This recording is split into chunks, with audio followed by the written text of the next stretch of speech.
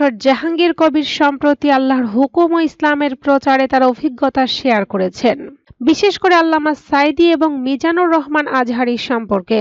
ফেনী জেলার দাগনভূঞাতে থাকা অবস্থায় তিনি আল্লামা সাঈদী হুজুরের ফাঁসির হুকুমের খবর পেয়ে শোকাহত হয়ে পড়েছিলেন।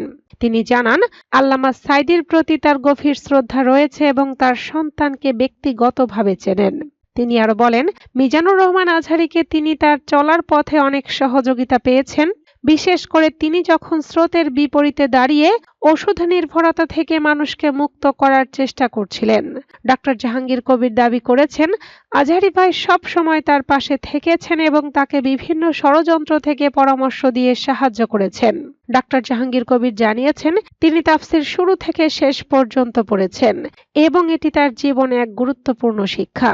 এছাড়া তিনি মিজানুর রহমান আজহারীর লেখা এক নজরে কোরআন বইটি অত্যন্ত পছন্দ করেছেন এবং এই বইটি পড়ে কোরআনের গভীরতা এবং জীবনমুখী দিক সম্পর্কে নতুন ধারণা পেয়েছেন।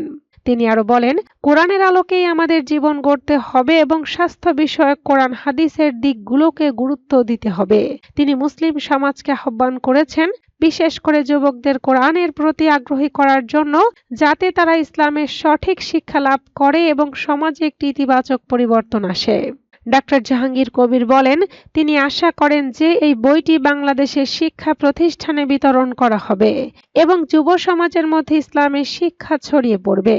তিনি উল্লেখ করেন, দেশ পরিচালনাকারী বিসিএস অফিসারদেরও ইসলামিক শিক্ষায় সুষ্ঠু প্রশিক্ষণের প্রয়োজন রয়েছে, যা সমাজের সকল স্তরের মধ্যে ইসলামের সত্যিকারের মূল্য এবং বোধ তৈরি করবে। শেষে তিনি আল্লাহর কাছে দোয়া চেয়েছেন যাতে মিজানুর রহমান আজহারী ভাই আরো বেশি মানুষের উপকারে আসতে পারেন এবং এই ধরনের ইসলামী বইগুলোর মাধ্যমে সমাজে একটি গুণগত পরিবর্তন আনা সম্ভব হয়।